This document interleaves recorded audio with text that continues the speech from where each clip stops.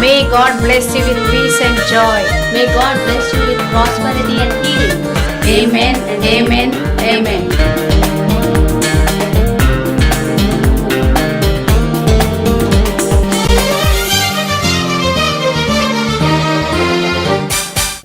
Welcome to Gregorian Ministry Snowfall. Today we shall meditate upon the 10 commandments which God gave to Israelites through Moses. It's also called Old Covenant.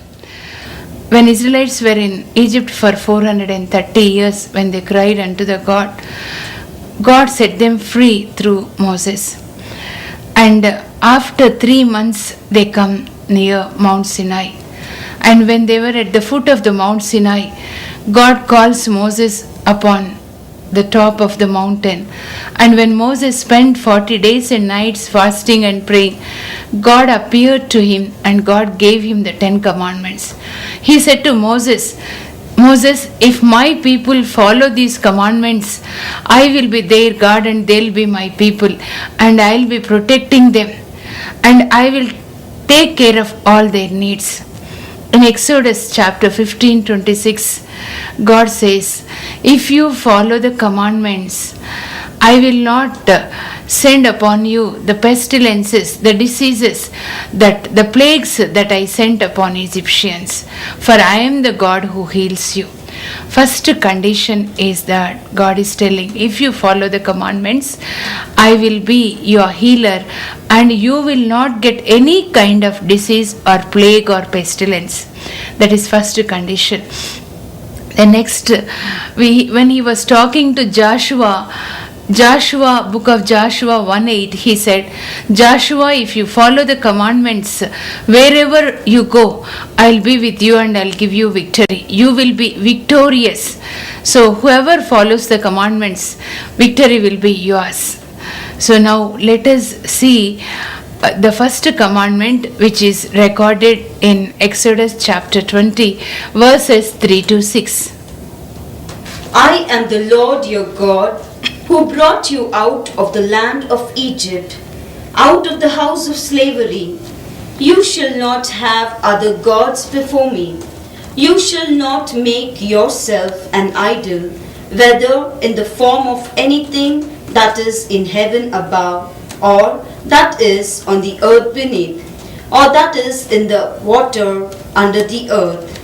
You shall not bow down to them or worship them, for I, the Lord your God, am a jealous God, punishing children for the iniquities of parents to the 3rd and 4th generation of those who reject me, but showing steadfast love to the 1,000th generation of those who love me and keep my commandments. Praise Lord. In first commandment, God is telling, I am your God.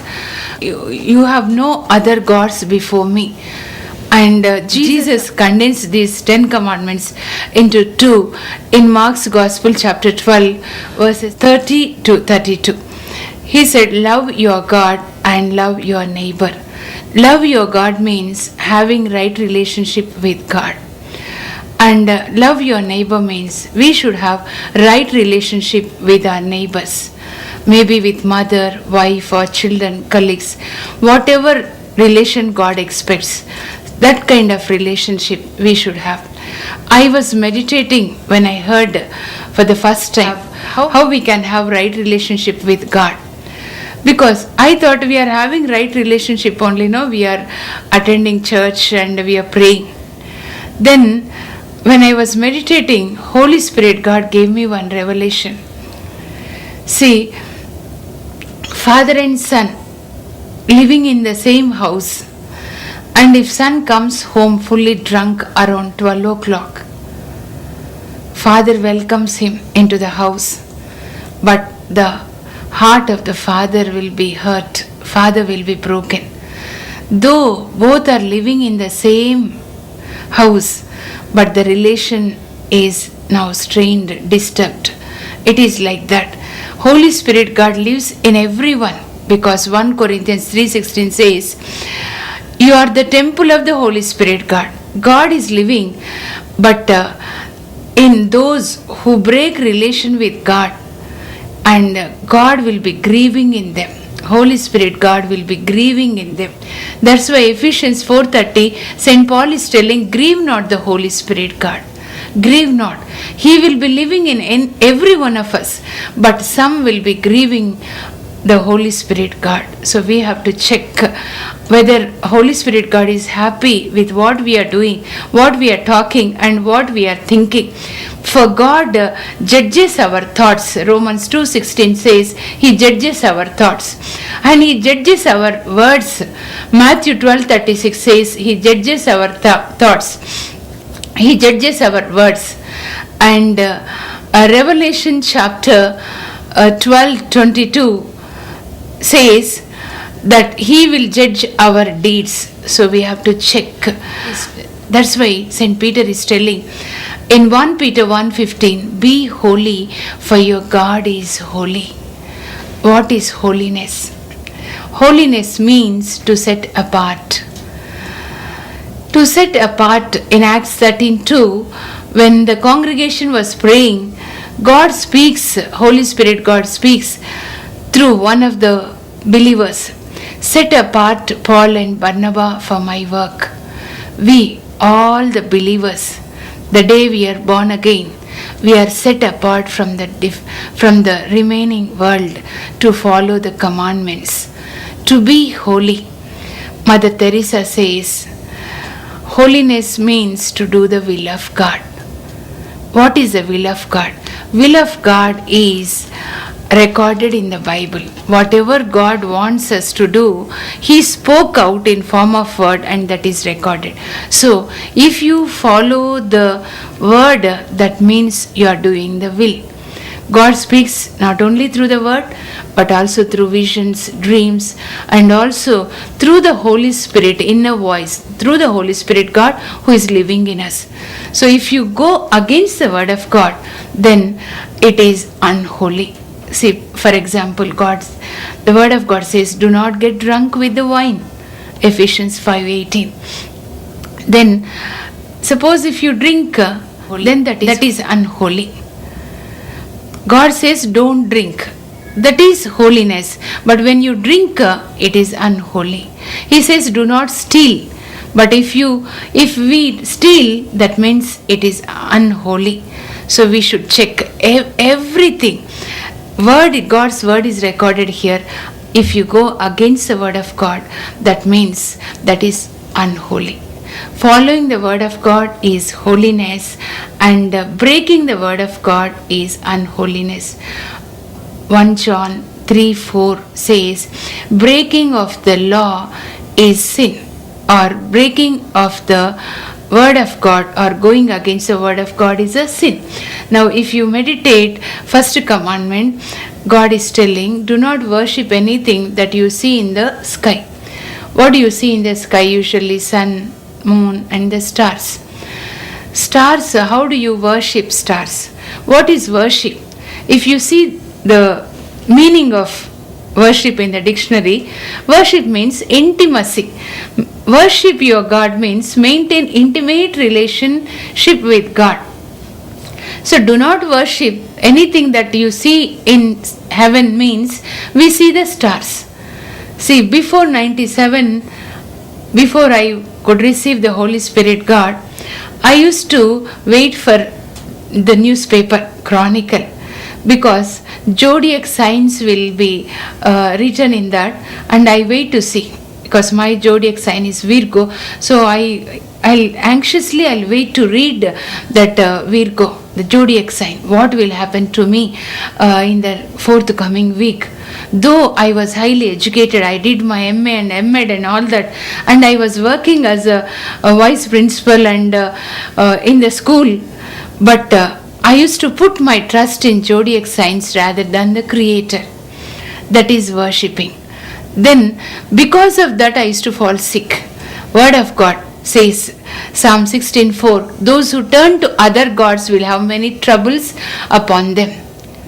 See, for me, zodiac signs, they were my gods because I put my trust in them. Then whatever you see on the earth, you should not worship.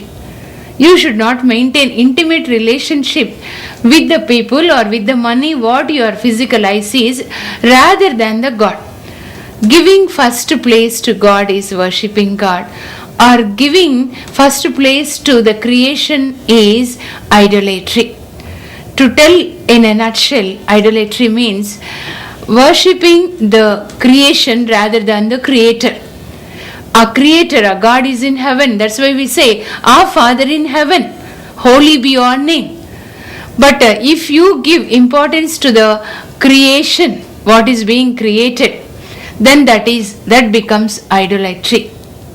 Maybe money. Some people will be too greedy. They give more importance. If your heart, what your heart is desiring whole day and what you are running after, sometimes people or children or money or position, all that they become idols for us. That's why 1500 years back, Saint Gregory the Great identified 7 deadly sins, 7 capital sins, and he called them pride, anger, jealousy, lust, greediness, laziness, and gluttony. Later on, we shall discuss upon these 7 deadly sins. Pride, I, selfishness, I am great, maybe spiritual pride, I know the word of God, I have healing gift, I can pray better than others. That's called spiritual pride. Such people will not like to listen to others also. They'll be selfish. Okay, and then economical pride, I am very rich. And then intellectual pride, the other kind of pride, I know better than others. Then social pride, your position in the society. Wherever pride is there the Satan dwells. That becomes, suppose you have pride in your heart, Satan sits over it. But Satan cannot attack those who are humble. That's why Jesus said in Matthew's Gospel 11:28, learn from me that I am humble and meek. Learn from me. Though Jesus is the Son of God, teacher to his disciples, he washed the feet of his disciples. It is not there in the world at all. Usually, disciples wash the feet of the Guru, the teacher, but here Jesus, being the teacher, he washed the feet of his disciples and he said, though I am your teacher, I washed your feet, and do it like that, you do like that, he said. So now we should check pride, anger, jealousy, greediness, lust, laziness, and gluttony. These idols are inside us. If they are inside us, God cannot dwell in us. Then, how God is dwelling, resting in heaven, Satan is also resting underneath the earth called hell. And this Satan has representatives on the earth. How God is having representatives or prophets on this earth to bring forth the message of God to the people. Satan also has some representatives on this earth, and they are called witch doctors. So these, using them, Satan is trying to establish his kingdom on this earth. Some, they put their trust in Satan also. How do we put our trust in Satan, you might ask. Now let us turn to Deuteronomy chapter 18 verses 10 to 11. Let us listen what the word of God is telling. No one shall be found among you who makes a son or daughter pass through the fire, or who participates divinations, or in a soothsaying, or a augur, or a sorcery, or one who casts spells, or who consults ghosts or spirits, or who seeks oracle from the dead. Hallelujah.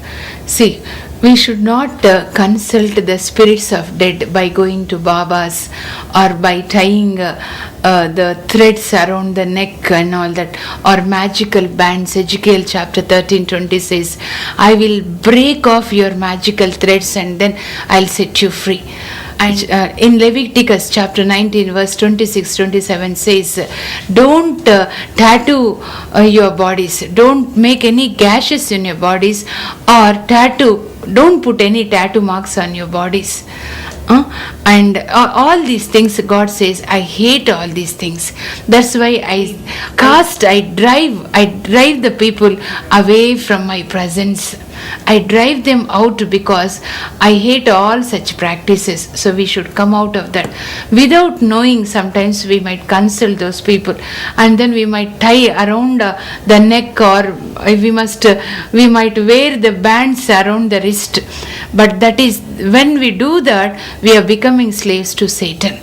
So we must come out of it. That's why Jesus said in Matthew's Gospel 11:28, all those who are tired, come unto me, I'll give you rest. If you are tired by sin, if you are tired by life, tired by the loans or anything, turn to God, but not to these so-called other gods. They're not gods, but here the word of God is telling we are making them gods by putting our trust. That's why Holy Spirit God is calling all these idols as other gods, but they're not gods at all. Then the first commandment, how we should worship God. In John's Gospel, 4th chapter, Samaritan woman comes to Jesus and she will ask where we should worship God, because Samaritans, they built their temple on Mount Gerizim, whereas these Israelites, after they came back from Babylonia, they rebuilt their temple for the second time. After they rebuilt the temple, they did not allow Samaritans to enter into their temple. That's why Samaritans were worshipping God in the temple upon Mount Gerizim, whereas Israelites were worshipping God. Jews, they were called Jews after exile. Jews were worshipping in the temple built by King Solomon on Mount Moriah. So she'll ask Jesus, where we should worship God, here on this mountain or there in that temple. Then Jesus tells, now the time is coming, woman, now the time is coming. The true worshippers worship God in spirit and in truth. Then what is spirit and what is truth? Jesus tells his disciples in John's Gospel chapter 6:63, body is useless. It is the spirit that gives life, and the words I have spoken to you are spirit and truth. That means Jesus' words or God's words are the spirit. So when we follow the word of God, we are worshipping God in spirit. We must remember God is spirit and his creation is substance. So anything that our eyes see we should not worship. Whatever we see with our physical eyes, we should not worship, because the creation is substance, the creator is spirit. So we should worship the God who is spirit in spirit. That is the following word of God. Then what is true worship?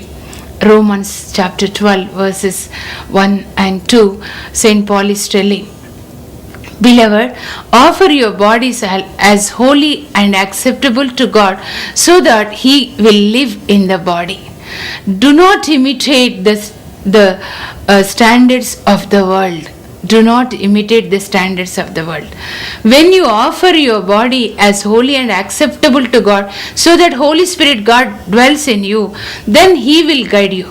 That is called true worship. If God is not there in our body, then it is not true worship at all.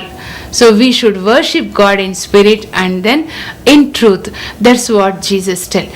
Jesus told Samaritan woman, and he said, indeed, my Father is looking out for such true worshippers who worship God in spirit and also in truth. So when you follow the word of God, we are worshipping God in spirit. And when you make your body a temple to the Holy Spirit God to dwell, then you are worshipping God in truth. And also John 17:17, Jesus is telling, oh Father, your word is truth. So what is true worship and also what is spiritual worship we understood. So we should follow that true worship, and we should worship God in spirit and truth. And let us give up all the other kinds of rituals. No ritual can help us. For some human beings also become the idols. Father, wife, or husband or children. We should not give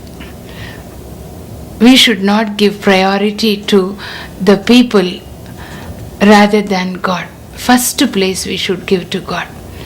Abraham, when God called Abraham in Genesis chapter 12 verses 2, Abraham, if you leave your parents' place and relatives, everything, and if you come out of that place and come to the place where I show you, then I will bless you, you will be a blessing.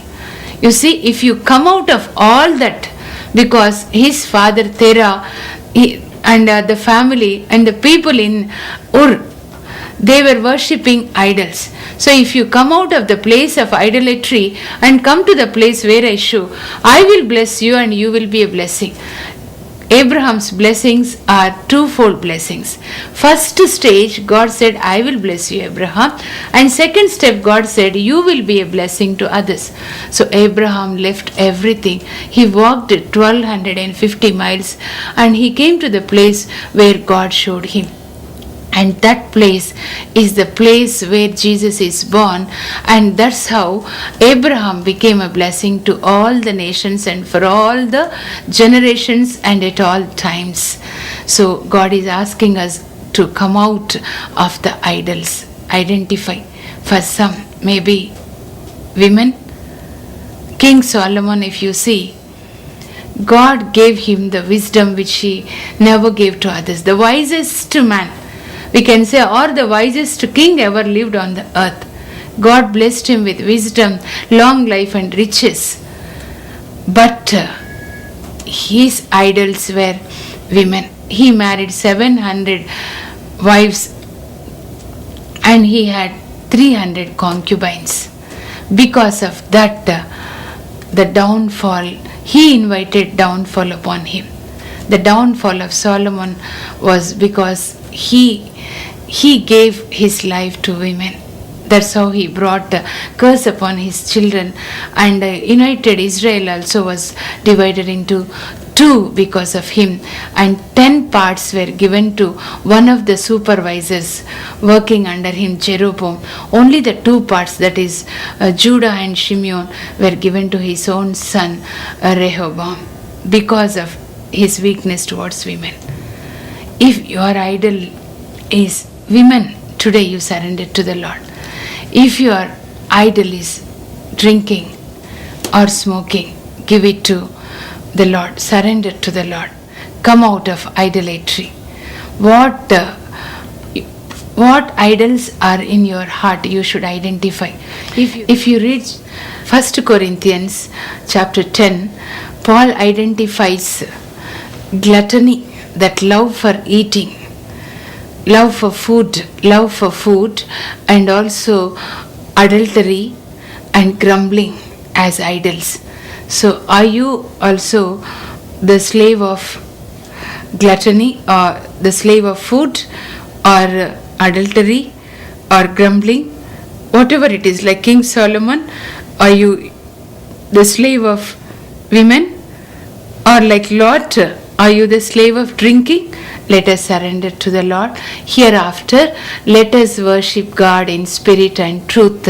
Once again, I am telling, following the word of God is spiritual worship, and offering our body holy and acceptable to God, so that God lives in our body, and that is called true worship. If God lives in us, He will lead us. That's why Romans 8:14, St. Paul said, all those who are led by the Spirit of God are called the children of God. We must be led by the Holy Spirit God. Every minute He talks to us, we must be able to listen to His voice, what to speak, what to do, what not to do. We must train ourselves. If God doesn't live in our hearts, then it's like temple without God. So let us follow the first commandment by worshipping God in spirit and truth. Let's all pray, and then while praying, let us offer, surrender our idols to God and also our lives to God.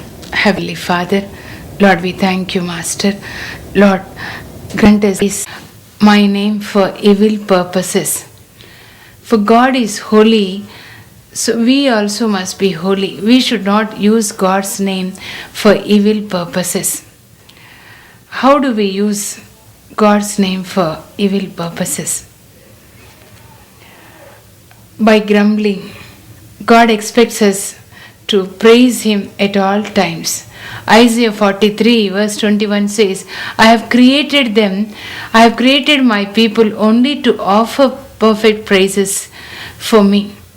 That is the secret of David also. David always praises God. When he was looking after his father's sheep, he was praising God, and it was that time he wrote many of the Psalms. Psalm 34:1 says, O Lord, your praise shall be upon my lips at all times. At all times he was praising God. But Israelites, when they were walking in the wilderness for 40 years, they were grumbling. And they committed mainly two sins. One is discontentment and the other one is grumbling. When God gave them the food which they eat in heaven, the manna, they would have thanked God in fact, but they started grumbling. How long to eat this one? Oh, they were recalling the fish they were eating in Egypt. How nice when we were in Egypt. They used to give fish and all that, and they are grumbling. How long to eat this one? So they were grumbling. Because they were grumbling, God sent snakes in order to punish them. We read in Numbers chapter 21 verse 4 onwards. So you should remember that when we praise God, God's presence, the Holy Spirit, God comes to dwell within us, to be with us. And God is the God of Israel will dwell upon our praises. But when we grumble, hell will be opened and the demons will enter into our house, like how the snakes entered the Israelites when they grumbled, and the poisonous snakes, and they got and the snakes they bit them so that the Israelites died, many of them. Let us always remember to praise God and not to grumble. Some people will be grumbling all the time. Early in the morning, they, instead of thanking God, they will grumble. Then what happens, from hell you are inviting the demons. Maybe the evil spirit of sickness or financial problem or whatever it is. So it is like welcoming, grumbling is like welcoming the evil spirits or welcoming the Satan. So let's not do it. Rather, if you praise God, God will come with all His angels and He will bless us. And let us thank God also. 3 things will bring blessings into our lives. One is praising God. Praise God at all times like David. That's how David, the shepherd boy, became the king of Israelites. And read the Bible. Matthew's Gospel, chapter 4, verse 4, Jesus said, man cannot live by bread alone, but by every word that comes from the mouth of God. The more you read Bible, the more you receive the blessings.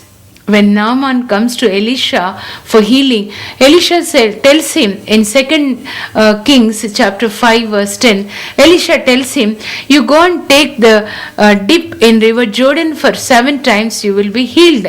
What is river Jordan now? Now river Jordan is the Bible, the word of God.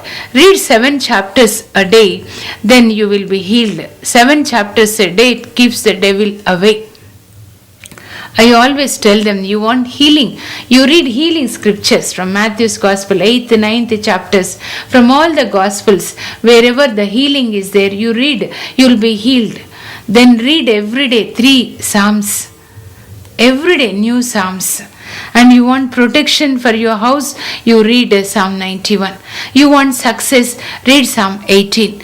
Before journeys, read Psalm 121 so that you will return safely. You want your family to live in peace, and then read Psalm 128. And I tell them, you want one blessing from God, you read all 150 Psalms. Because they are the prayers offered by great people like King David and King Solomon and many great people. In fact, the scholars took 600 years to gather all these 150 Psalms. Very powerful book for Israelites, for the Jews, for that matter, till today. It's a prayer book for them. When they go to Wailing Wall, there they read the Psalms standing before the Wailing Wall. They'll cry to the Father, they'll pray to God of Abraham, Isaac and Jacob, when will you send the Messiah? And then they'll read the Psalms. The more they read, the more blessings they receive. So we also should do, because it's a very powerful book in the Old Testament. Then all the New Testament, 4 Gospels, every day, one chapter. Go on, read and then follow it. Especially Matthew's Gospel, 5, 6, 7 chapters. Message of Jesus. The Beatitudes on the mountain. These 5, 6, 7 chapters are very important for us to read and also to follow and then to proclaim. And wherever you are in the house, if you sing songs, God's presence will come. And then once Jesus or God, Holy Spirit, God enters into our house, how He changed water into wine, He will also change all our troubles and sorrows into joy. That's why we should remember to read the Bible, to pray, and also to praise God.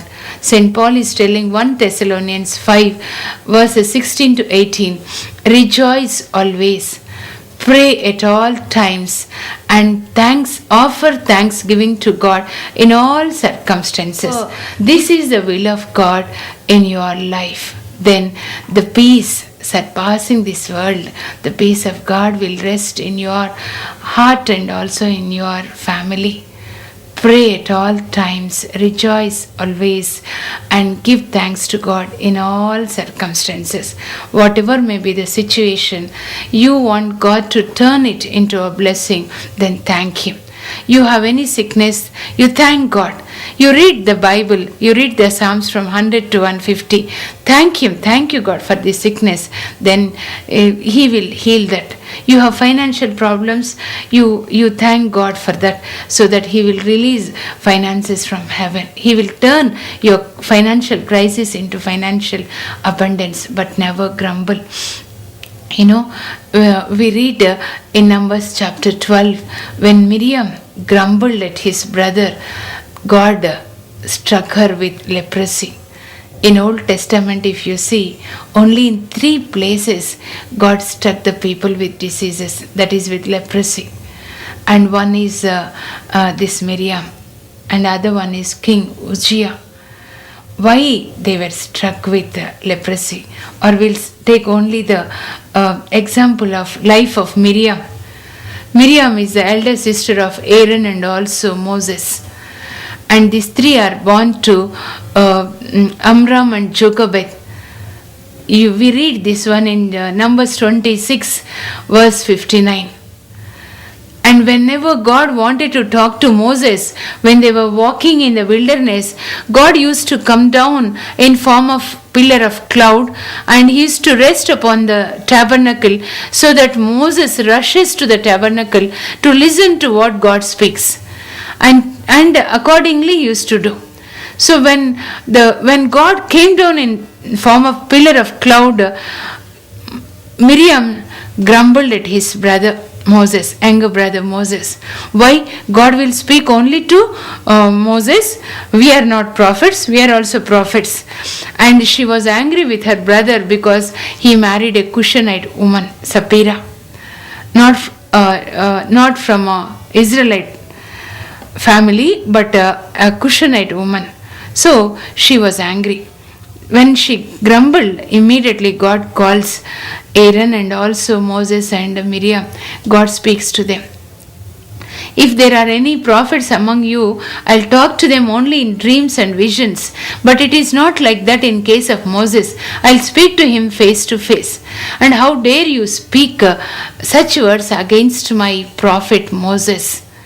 When God was angry with Miriam and also Aaron, after God left, God struck Miriam with leprosy.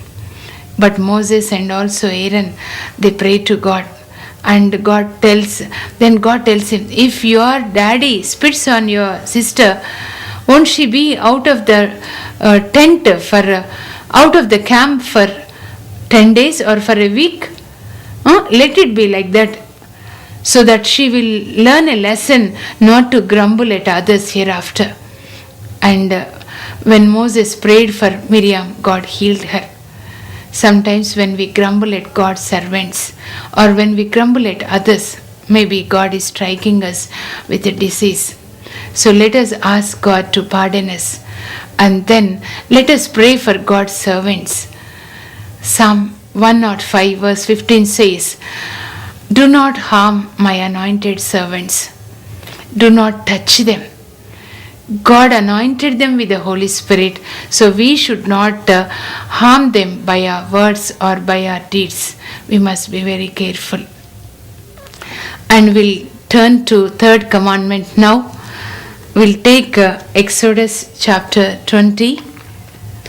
Exodus chapter 20. Let us see what the third commandment speaks about. Verse 8. Remember the Sabbath and keep it holy. For 6 days you shall labor and do all the work. But the seventh day is a Sabbath to the Lord your God. You shall not do any work, you and your son or your daughter, your male or female slave, your livestock, or the alien resident in your towns. For in 6 days the Lord made heaven and earth, the sea and all that is in them, but rested the seventh day. Therefore the Lord blessed the Sabbath and consecrated it. Lord created this universe for 6 days and he rested on the seventh day, and also he consecrated the seventh day.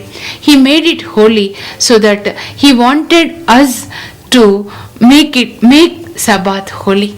Exodus chapter 31 verse 13 says, God tells Moses, let this Sabbath be a sign between you and me. As long as you follow the Sabbath, you will be my people, my children, and I'll be your God, taking care of all your needs. The moment you break the law, you're moving away from God's presence.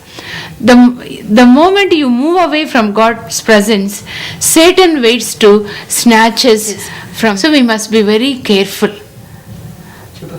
We must be very careful. So it is a sign.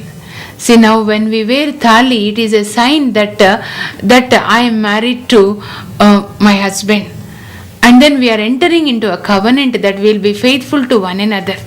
Same thing when we observe the Sabbath, we are making a sign, covenant. We are entering into a covenant with God that you are our God and we are our people.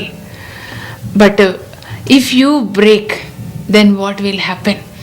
2 Chronicles chapter 36 verse 21, God is telling Israelites, for you did not observe the Sabbath, Judah, the country of Judah will be desolated for 70 years.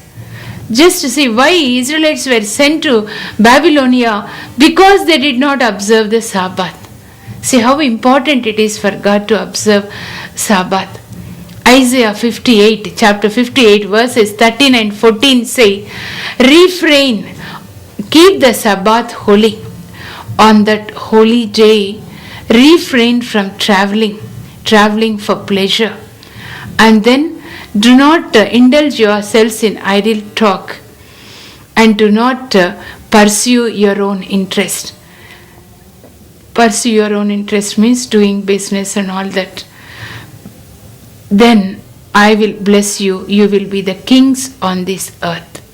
If you want to be the kings on this earth, then you must keep the Sabbath holy. That's why in Deuteronomy chapter 28 verses 1 to 14, God is telling, if you follow the commandments, I will bless you. I will bless your children. I'll bless your business. I'll bless everything that belongs to you. You will be the head, you will not be the tail. You will lend to the nations, but you will not borrow.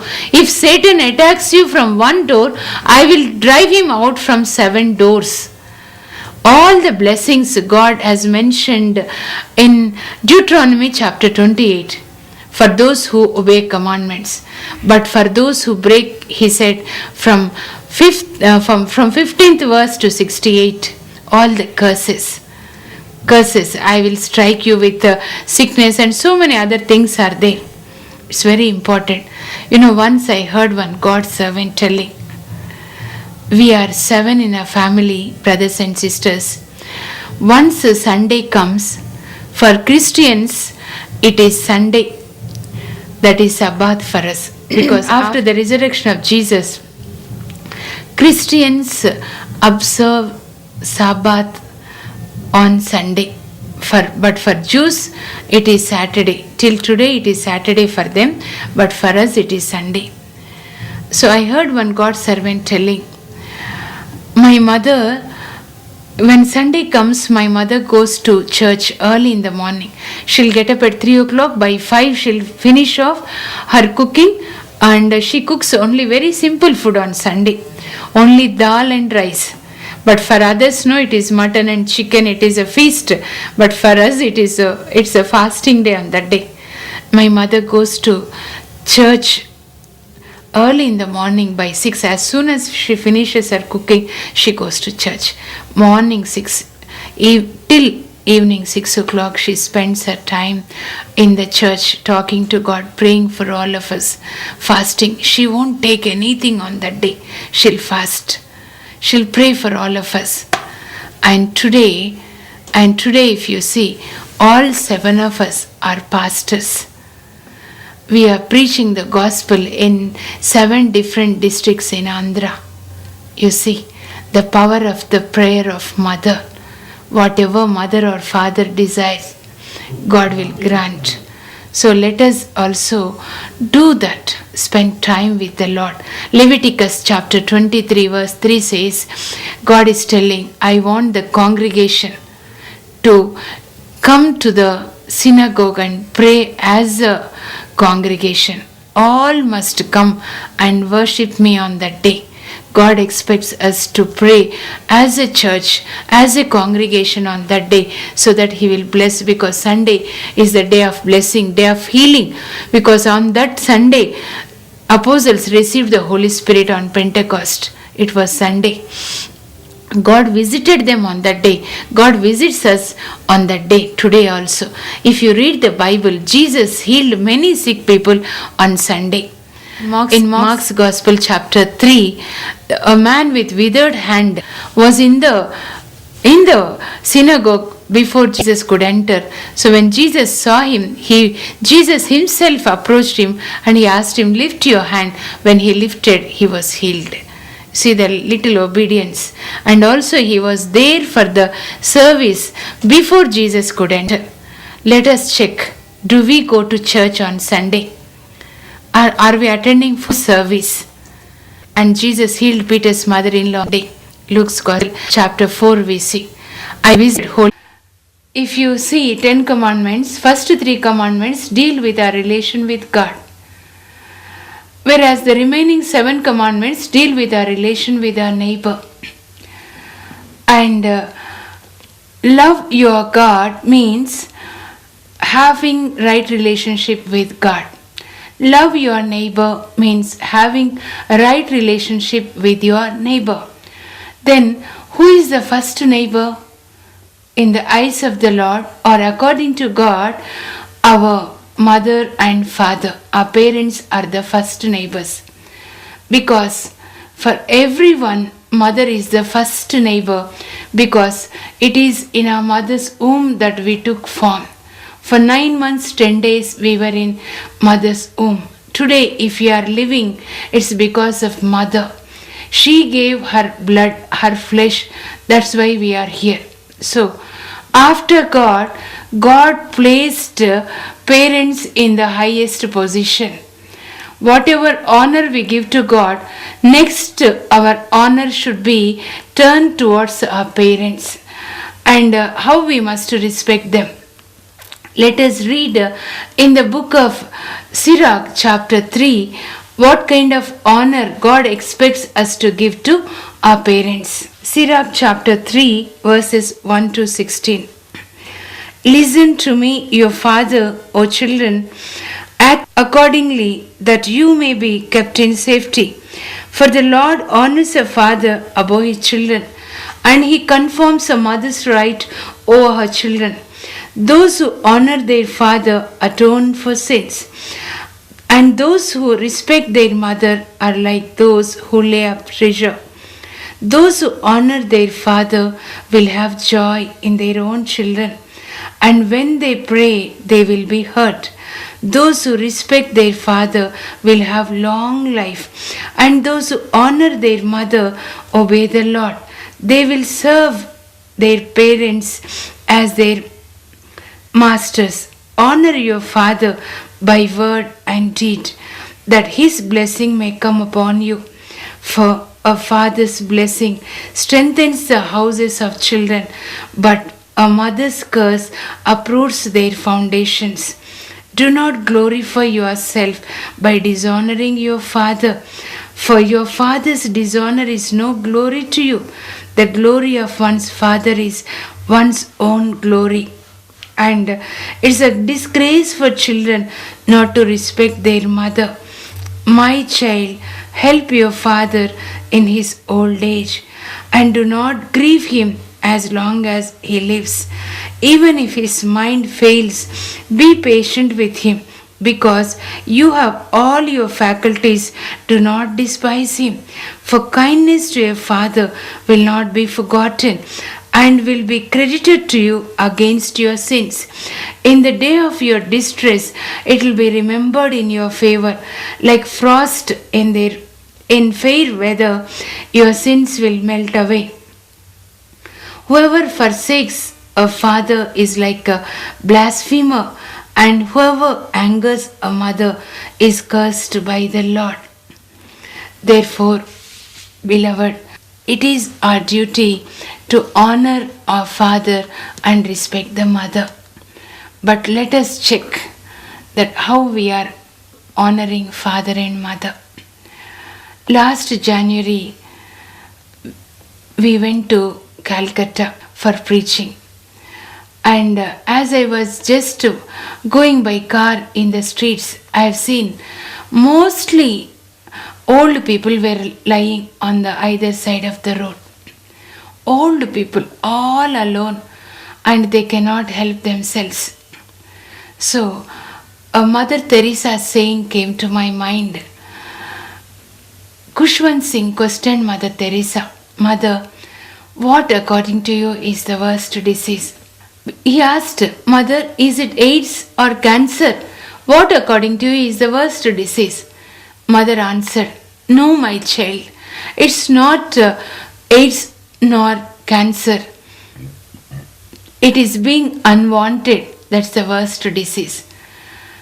Who are being unwanted? Who are being rejected in the family? Is it our children? No, because we take care of our children so much. But then who?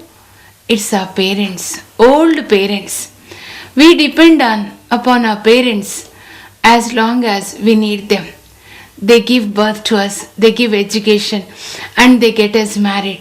The moment we get us married and we get the job, we'll just fly off like birds, leaving them like that.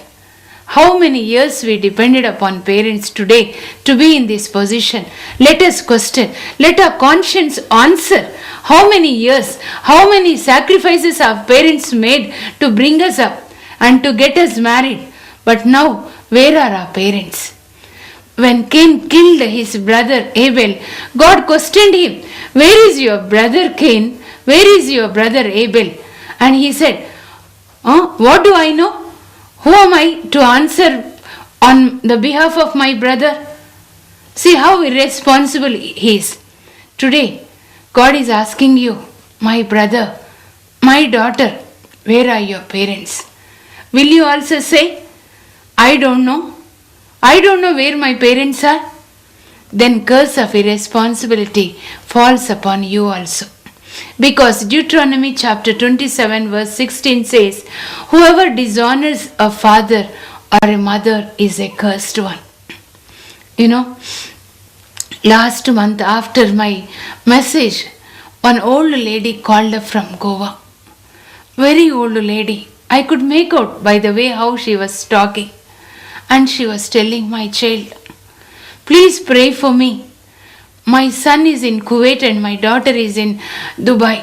Both are earning very well. But it is 3 months. Since 3 months my son did not send money at all. And my daughter doesn't bother about me at all." And I phoned to my son asking him to send some money. He just put it off, shouting at me, "Don't trouble me like this, asking for money. It is so burden for you to take care of your parents." Think of Jesus once. When Jesus was hanging on the cross, morning 9 o'clock he was hanged on the cross. And he was hanging like that, suffering. But he saw his mother standing beneath the cross. And he also saw the other side, John standing, his favorable disciple. And he looked at his mother who was weeping, and he also looked at his beloved disciple.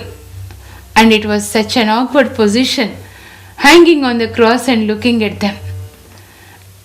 Looking at his disciple John, he said, "John, take care of my mother, because she suffered so much to bring me up. When I was in my mother's womb, and her marriage was on the rock, because Saint Joseph wanted to desert her. He didn't want to accept, he didn't want to marry Mother Mary because she was expecting. But even then she stood for me. Though her marriage was about to break up, she stood for me. And because I was supposed to be born in a cattle shed, she gave birth to me in a cattle shed, in between 2 cattle. That never happened to any woman. And when Herod wanted to kill me, my mother took me along with my father. Taking me to Egypt, they fled for 300 miles. You know, last year I was in Holy Land. When we went to Holy Land, our guide took us to a place where we saw milk grotto. Milk grotto. And the guide was explaining. When Saint Joseph was taking Mother Mary and also infant Jesus, they heard the voice of the soldiers chasing behind them. So, what Saint Joseph did, Saint Joseph took Mother Mary and also infant Jesus, and they were hiding in the cave for the whole night. And Mother Mary was feeding infant Jesus. While she was feeding, a drop of milk fell from her breast on the ground. Immediately that grotto became milky white. And till today that grotto is called Milk Grotto. And newly born mothers, they go there. Even Arab women and also the Jewish women go there. Of course, Christians also go there. And they collect a chalk powder from that milk grotto, and they drink it along with the milk so that they'll have plenty of milk to feed their newly born babies. You just see. And Jesus was recalling all that. Maybe he was talking to John. "John, my mother struggled 30 years to bring me up. And when I was carrying the cross on the way to Calvary, you all fled me, you all left me. But it was my mother who stood with me and who was strengthening me. So, take care of my mother. Never cause her to cry, John. I'm entrusting the duty of my mother to you so that you'll take care of my mother. Is this the message that Jesus is giving to all of us from the cross? Remember, Jesus is telling, my child, even if you forget anyone on this earth who helped you, but never forget your mother and father. Never forget the kindness that they have shown to you. From the cross, Jesus is asking, this is your mother, my child. Take care of your mother. Sirach chapter 7:27. How can you repay the kindness of your father and your mother? Never forget the labor pain of your mother. See, God wanted us to remember the labor pain of our mother. Maybe we might forget any kindness shown to us by others, but we should never forget the mother and father, because in their old age they can't help themselves. Now they are depending upon us, and also God will remember the kindness that we show to our parents. God is telling, be merciful, for your God is merciful. In Luke's Gospel, chapter 6, verse 36. The measure that you use for your parents is the measure that God will use for you. Remember that. If you take care of your parents, God will forgive all your sins. God will answer your prayer. That's what Sirach chapter 3 is telling. You want your prayer to be heard by God? Then take care of your father and mother. If we turn to Genesis, we will find a wonderful man, Joseph. When Joseph was 17 years old, his brothers, they became jealous of him. Because his father Jacob loved him more than his brothers, so his brothers became jealous of him. So they sold him to Egypt. And there, in Egypt, Joseph worked under Potiphar. Though he was faithful to Potiphar, because of his wife, he was put in prison. And how many years he was there in prison, we don't know. When he became 30, he becomes the governor of Egypt. And for 7 years, there was plenty of harvest. And after 7 years of his governorship, for 7 years there is drought, famine. And when famine was going on, after 2 years, people from all over the world, they go to Egypt to buy the corn. When Joseph was sitting as governor, even Joseph's brothers, his 10 elder brothers, they come to Joseph to buy the grain. But they could not recognize Joseph. But Joseph recognizes them.